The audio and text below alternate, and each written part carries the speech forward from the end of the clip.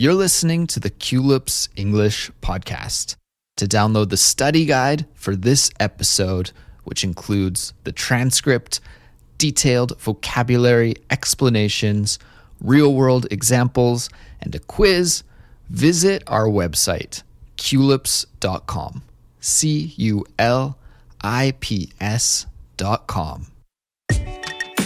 Hello, everybody. My name is Andrew.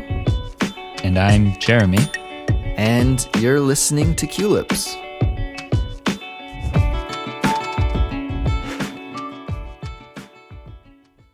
Hey, Jeremy. Hey, Andrew. How's it going? Pretty good. How about yourself? I'm doing good. Jeremy, I don't know if you can see here, but I'm using a brand new desk today for the first time. I'm breaking in a new desk. Is it a standing desk? It is. It's a standing desk. Aha, very good. Very nice. Yeah, so when I do Culips, not so much the recording, but the other stuff, the editing, and all the other work. I'm sitting for a long time. It's been starting to hurt my back, so I bought a standing desk where I now have the option to sit or stand, and today I'm standing for the first time. So I don't know if listeners can hear it in my voice, but this is my standing voice. Oh, it sounds so much better. A big upgrade. That's good to hear. Oh, yeah. It's so clear. It's crystal clear. Wonderful. Awesome. Okay, guys. Well, if you don't know, you're listening to our Real Talk series. And this is the series where we teach you the English expressions that you need to know for real world, everyday situations. And Jeremy, what is our topic for today? What real world situation will we examine today? Something that anyone who has a cell phone will encounter, which is a missed call. A missed call. Okay. Missed call. M-I-S-S-E-D. Missed call. Mm-hmm. What is it? What is a missed call? A missed call is when someone calls you, but you don't see your phone. So if you couldn't see your phone, or you were in the other room, and you come out and you see your phone, and oh, someone called me. Oh, I have a missed call. Jeremy, do you use Android or iPhone? I use Android. I also use Android, and this isn't a new feature, but it's a feature that I've been using a lot recently where I can turn all notifications off from my phone. Oh. So I've been doing this because it helps me focus without having my phone buzz every 2 seconds. Yeah. But it means at the end of the day, when I look at my phone, I have some missed calls sometimes. Yeah. I think it annoys people. It could. It could probably annoy people. Yeah. But when you have a missed call, often you'll want to phone back that number to see what's up, to see why that person called you. And that's what we will look at today. And just before we get into it, I want to remind everybody that the best way to study with this episode is with the study guide. And so in the study guide, you'll get a transcript, detailed vocabulary explanations, very natural, real life examples, a quiz, and more in the study guide. And that's available on our website right now, culips.com, CULIPS.com.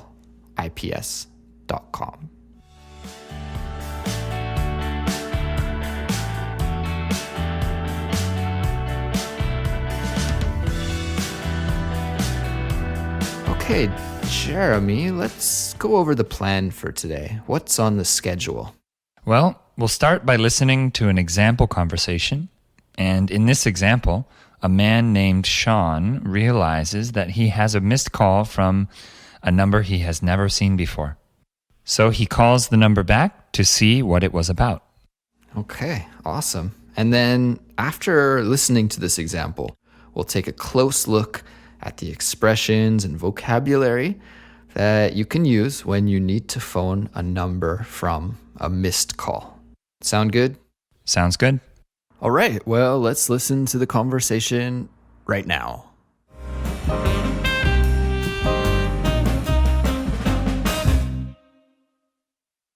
Huh, that's weird. I don't remember my phone ringing. I guess I'll just call this number back to see what they want. Lakeside Post Office. How can I help you? Hi, I have a missed call from this number on my phone. I just wanted to see what the call's about. Sure. Can I get your name, please? Yeah, it's Sean Cunningham. Sean spelt Shawn. All right. It looks like we got a package down here for you. You can pick it up at any time between 9 and 5, Monday to Friday. I see. Sounds good. Thanks a lot. No problem. Bye. In the conversation we just heard, Sean makes a phone call to a missed call from an unknown number that appeared on his phone, and it turns out it was the post office calling him to let him know that there is a package waiting for him at the post office. And actually, Jeremy, I'm curious, since you're located in the States, how it works down there.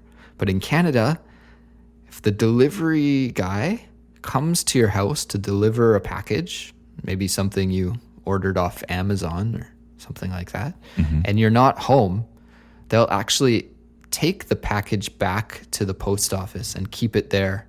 And when you have some free time, you have to go pick it up yourself. Is it like that where you're from too? Do they always do that? You know, I have the sense now that things are changing because internet shopping is so popular that maybe they just sometimes leave it in front of your house. Yeah, that's usually what they do here. But there are some packages that, like if the sender chooses to get delivery confirmation, then in that case they'll keep the package and you have to go get it or call them and set a time to have it dropped off, something like that. Yeah, well, our listeners that are in Canada can email me and let me know 100% if I'm wrong or right. But as far as I know, last time I lived in Canada, which was just 2 years ago, it was like this where you'd have to go pick it up if you weren't home. Very, very annoying. Seems annoying, yeah. Yeah. But anyways, that's not what we're going to talk about for the rest of the episode. We're going to look closely at that example conversation that we just heard.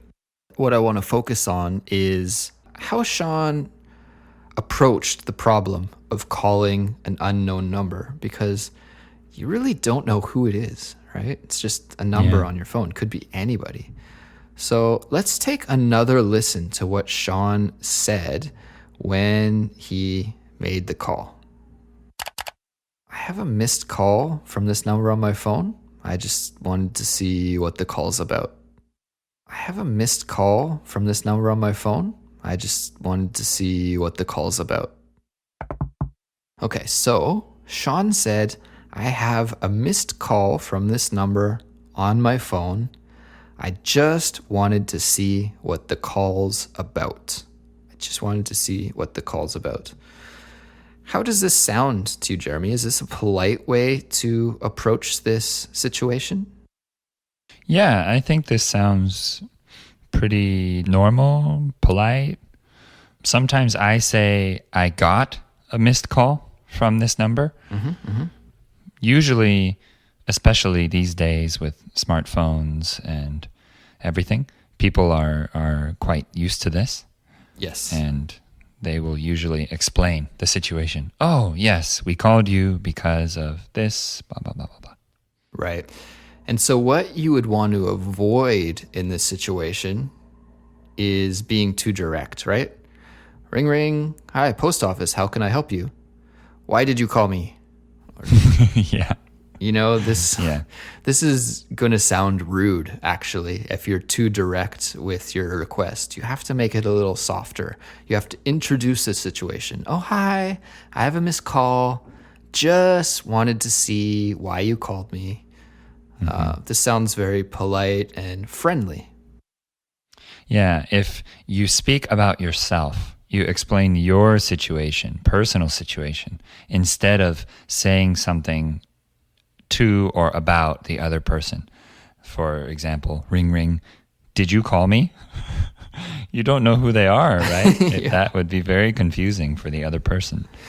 Yeah. It could also be a situation where somebody makes a phone call and they realize after a ring or two that they got the wrong number and they just hang up. And then, then you have that missed call show up on your phone. And when you call them, that other person might get confused. Did you call me? No. Oh, it could be very confusing. So Yeah. just being friendly and straightforward at the same time is the best approach, I think. Agreed. Can you brainstorm some other ways we could let the person we're calling know that we're calling in regard to a missed call? How could we say that in a couple other ways if we tried to tweak it? Well, you could introduce yourself first, because usually someone who calls you will know your name. So if I said, hello, this is Jeremy. I received a missed call from you earlier. Could I ask what you were calling me about? Something like that. Yep. Yeah, that's slightly more formal, right? Could I ask what the call is about? Mm-hmm. Maybe if you are expecting a call from, I don't know, somebody that you may dropped off a job application at, like a company, or maybe you are expecting a call from a bank or something. You want to elevate your language, make it slightly more formal. Yes. Or if you just want to be very polite, you could say, could I ask what the call is about? Very good. You could be direct also, kind of like I said before. If you say, did you call me? Sometimes that can sound too direct. But if your tone is higher pitch, in English we raise our tone to be a little more polite. So if you said, hello, did you call me earlier? I see I have a missed call from this number. Was it you? Mm-hmm. That doesn't sound so rude. Exactly. It's all about the delivery, the tone, right? Mm-hmm. So I think that it's okay to ask a direct question here, but just be gentle with your delivery and it won't be misinterpreted as rude. And another way that I could think of approaching this problem is just to say, hi, this is Andrew. I'm returning your call. Notice I have a missed call from you.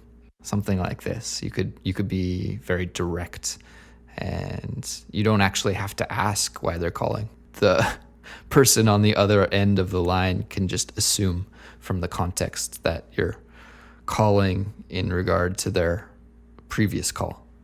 Yeah, they can probably figure it out. Indeed. And yeah, this is kind of a new problem because before, most people had voicemail and would actually check their voicemail. Yes. But I don't have voicemail. Do you have voicemail on your phone? I do. And I mean, I do check it sometimes, but I think you're right. In times when smartphones were not ubiquitous, when not everyone had a smartphone, and instead they had a voicemail at home, before calling back, you usually knew what it was about because they left a message and, hello, my name is whatever. I'm calling from the post office. You have a package, blah, blah, blah. And right. Then you don't need to ask. But nowadays we do. Yeah, and when I call my friends and if they do have a voicemail, it's always full. So I can never leave a message. So they just have to see missed call from Andrew. I usually just send a text. Yeah, me as well. Texting is the way to go. It's far easier.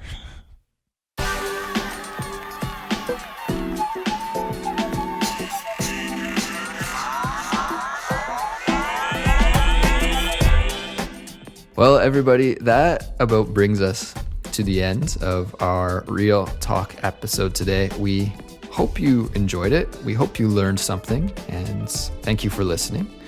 Our website is culips.com. And again, if you want to get the transcript and practice exercises for this episode, check out the website to download the study guides. And hey, we're on social media as well, right, Jeremy? Yeah. We're also on Facebook at facebook.com/QLipsPodcast.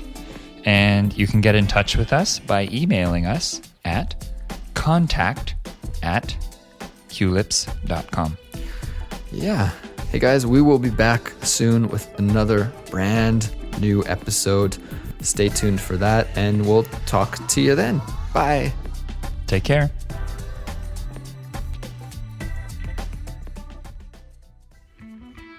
The best way to study with QLips is by becoming a QLips member. When you become a QLips member, you will get full transcripts, detailed vocabulary explanations, and quizzes for each episode. Visit culips.com.